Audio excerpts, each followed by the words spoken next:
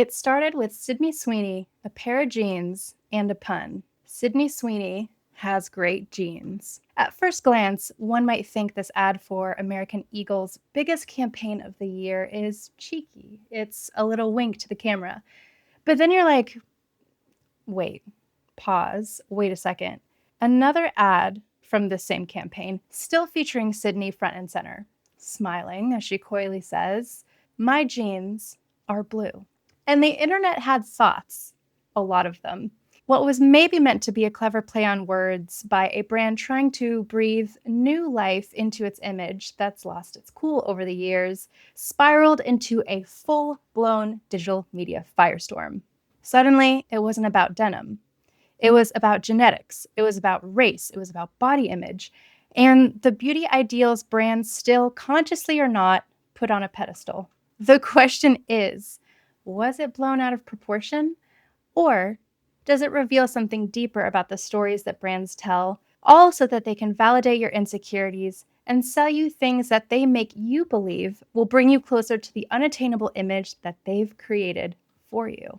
Let's pour the piping hot tea on the Sydney Sweeney and American Eagle moment and the fine line between clever versus controversial and the broader implications behind when a brand misses the mark and then some. Cue the music. Hey there, I'm Melody Bose, your host of Jeans with a Blazer, a podcast about rewriting the rules of work and life. So before we get to the jeans with a G or the jeans with a J, let's back up for a minute. We need to understand why this young star triggered such a visceral reaction. So Sydney Sweeney has a very specific brand. She has been in many projects. Most know her as Cassie from Euphoria, which she did win an Emmy nom for. She was also Olivia in White Lotus, a rom-com, Anyone But You. So in the industry, she's building up her resume. But the conversation about her is rarely around her performance. There is this fixation. The internet cannot stop talking about her body and her appearance. She's this blonde, beautiful girl next door. She has this figure and a look that fits a very old school beauty mold that Hollywood has historically worshipped. But it also comes in a time where the culture claims to be moving past that. She's been described as the internet's favorite sex symbol, but she's also been vocal about how frustrating it is to be reduced to that kind of label, about how she has had to fight to be taken seriously, and about how the industry simultaneously fetishizes her image and sidelines her intellect. And that is the paradox. Sydney Sweeney represents a kind of beauty that we've seen marketed 1,000 times before, but now it comes with a twist. So she's very aware of the effect that she has. She pokes fun at her own hypersexualization. Men, for example, on the internet claim that they would drink her bathwater. So what does she do? She collaborates with a brand to make bars of soap infused with her literal bathwater. So she knows exactly how she's being perceived, and she plays with it. She cashes in on it.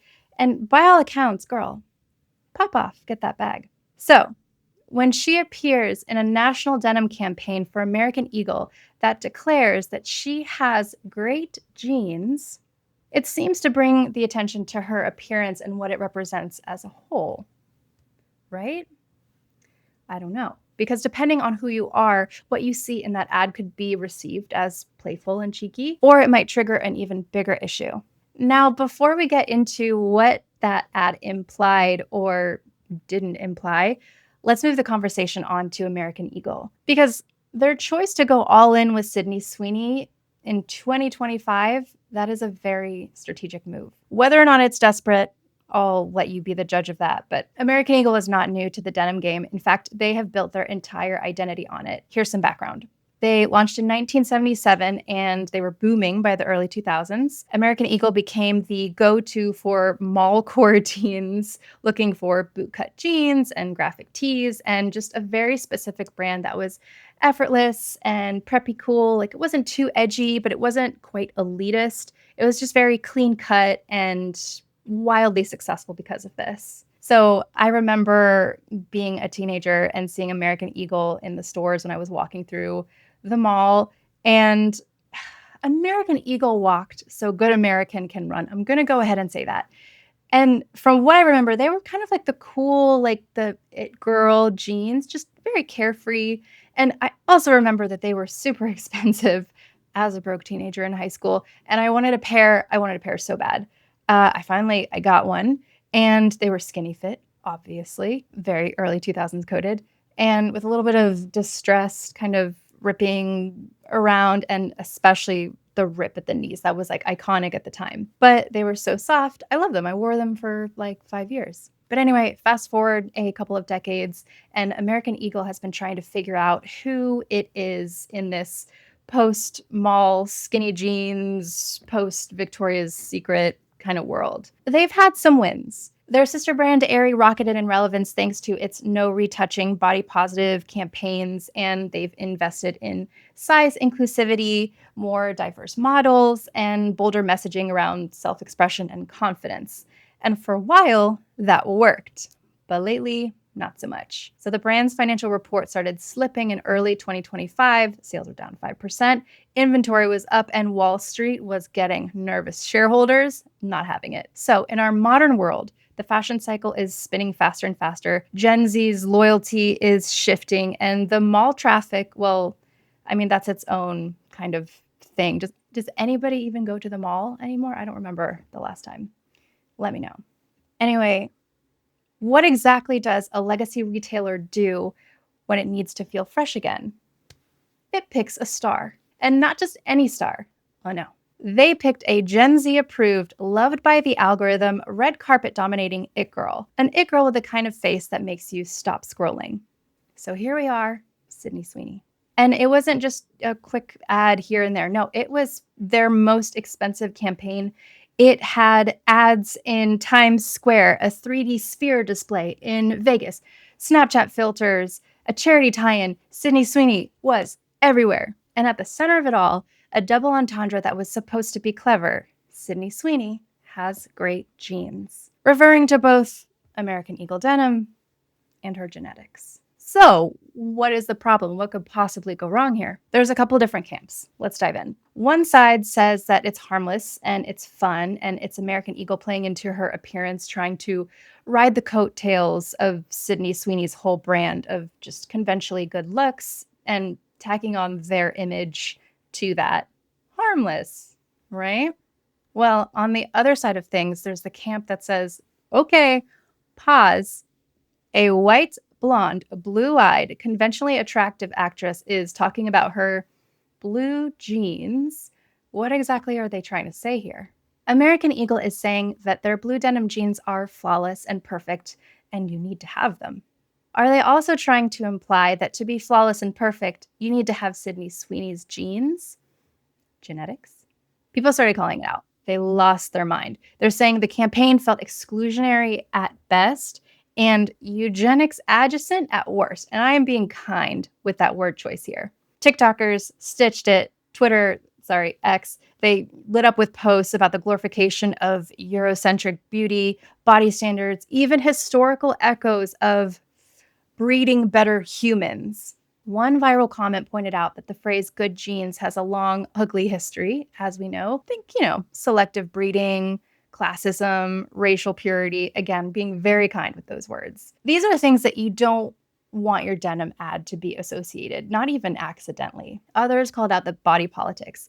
Sydney's figure, who often praised in tabloids and thirst tweets, is rarely framed in the context of size inclusivity. So when she's the poster girl for great jeans, people started asking, who exactly are these jeans for? And what does it say about the beauty standards and worth that we keep reinforcing this very narrow archetype as the one that constantly gets praise in the media? To be clear, not everyone is outraged. Some people genuinely like the campaign. Some rolled their eyes at the backlash, saying, it's not that deep, you guys. But that's the thing about cultural flashpoints.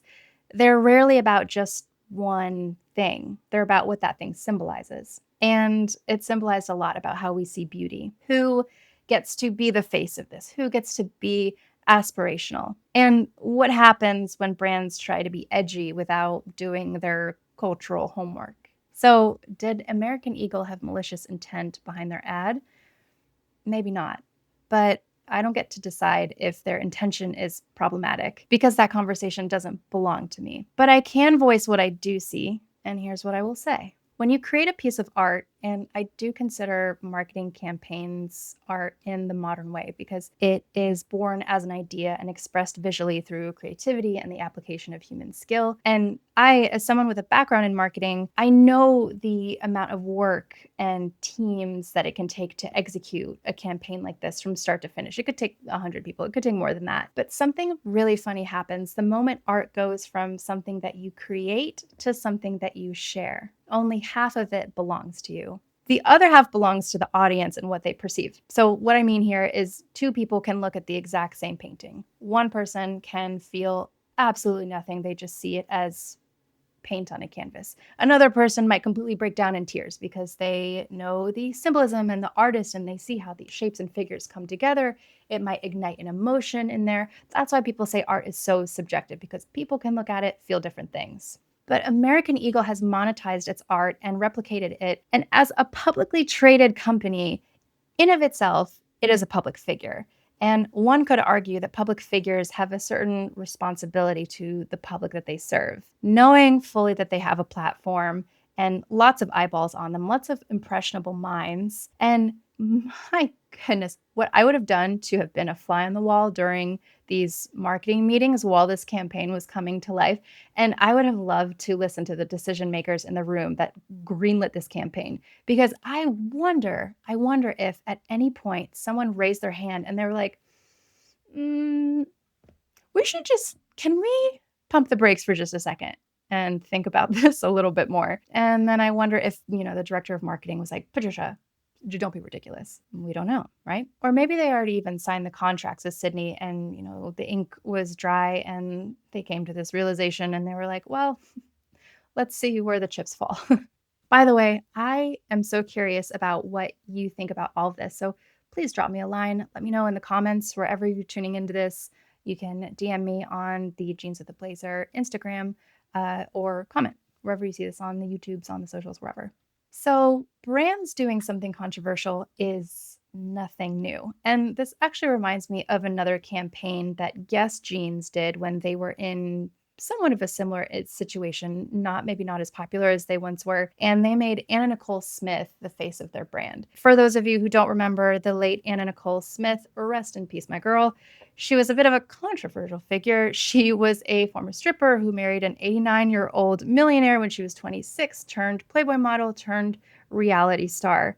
And she signed a modeling contract with Guess Jeans to be the new face of it. And it was a bold move at the time because her campaign was replacing Claudia Schiffer's, which at the time in the 90s, a very interesting time for beauty standards, where the look back then was extremely thin and Anna Nicole was considered curvy. Still a small girl by weight standards, but curvy in the eyes of the public. So the ads were a little risque, but it was ultimately successful, making the brand memorable and really launching Anna Nicole's career. But what's interesting about this is, why American Eagle? American Eagle, who has spent the last decade building goodwill around body image and body positivity and inclusive sizing, why would they risk it all on a campaign that could even flirt with the wrong message? The short answer: this is what I think they needed to win. They needed those sales, and the campaign seems to be momentarily very successful. Everyone is talking about this. I'm talking about this. I'm very curious to see the financials and see how many pairs of jeans that they've sold because of this. But they're capitalizing on the controversy. It's snowballing. And we have to ask, at what cost? What does this reflect about us as a culture? And especially for those who find this narrative really harmful, what does that mean? Does that mean that we've taken a step forward and 2 steps back? Now, I can't help but feel a little bad for Sydney Sweeney, who, at the center of this controversy, American Eagle just does not care about her. They are operating in the best interest of their bottom line, jargon jar. And they saw Sydney as a way to inflate their sales. Can we say Sydney Sweeney is innocent in all of this? She's a grown woman. She signed the contracts. She agreed to this. In hindsight, this campaign was, in terms of her career, maybe a huge win. And it's probably going to make her even more famous. I don't know her, and I can't judge her character. She could look back on this and be like, this probably wasn't the best taste considering everything that's going on, but we'll see. We'll see what happens from here. But what I'm the most disappointed in is American Eagle, because I think we can all agree that brands can do better as a whole. American Eagle forgot how easy it is for clever to suddenly become careless when you're not tuned into the deeper cultural conversation. In 2025, marketing isn't just about selling a product. It's about signaling values in extension of identity and belonging. And while American Eagle might have intended to say, our jeans are hot, fun, and back to school ready, what some people heard and saw was only a certain kind of body in a certain kind of gene pool gets to wear this brand. Or if you don't belong in this certain type of gene pool, at least you can have nice jeans. Ouch.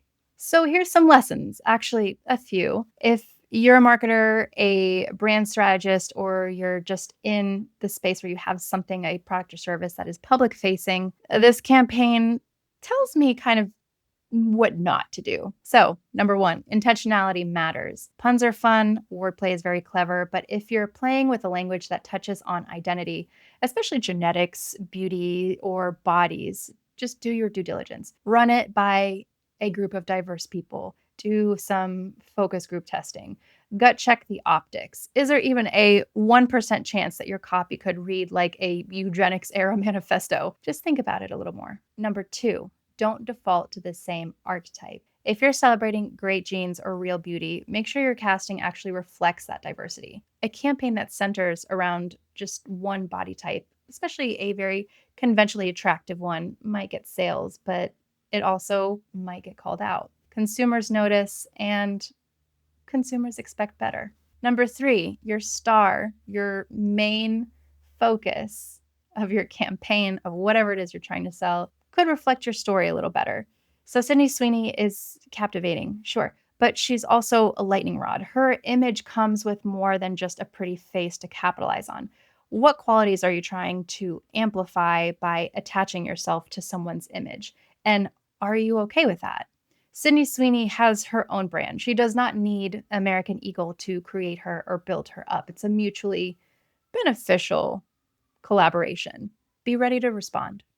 Number four, if you're going to go viral, be ready for the reaction. American Eagle stayed pretty quiet amid the backlash. It's still kind of fresh. So strategically, that might have been the move. I would disagree. But if things escalated or if things start to escalate, silence can really look like indifference, and that is not a good move. So brands need to have a plan before the internet goes off, because once you're trending, you are not in control of the narrative anymore. Number five, and finally, sell the product, but say something real. In an attention economy, your campaign has to do more than just grab eyeballs. It has to stand for something. That is how you build brand love that is sustainable, not just brand awareness. Two big differences there. So in the end, Sydney Sweeney's great jeans ad will maybe pass. The internet will very likely move on, as they have a lot of things in the past, and this will become old news. But the takeaway here isn't about cancel culture or clickbait. We live in a world where everything has a message, and everyone around you is analyzing those messages, especially of brands, just looking for a deeper meaning and connection and asking, what are you actually saying? Your audience is listening, and they're reading between the seams. In today's world, intent just isn't good enough. The impact of how your message lands is what defines the narrative. And in this case, I guess we'll see. That's a wrap on this episode of Jeans with a Blazer. If today's conversation gave you something to think about, a mindset shift, or just the push you needed, do me a favor. Subscribe to the podcast so you never miss an episode. Leave a review wherever you enjoy your podcasts. It helps more people find it, and it keeps these conversations going. And I love hearing from you. Follow at Jeans with a Blazer and tag me with your biggest takeaways, your latest wins, or just tell me what topics you want to hear about next. See you next time.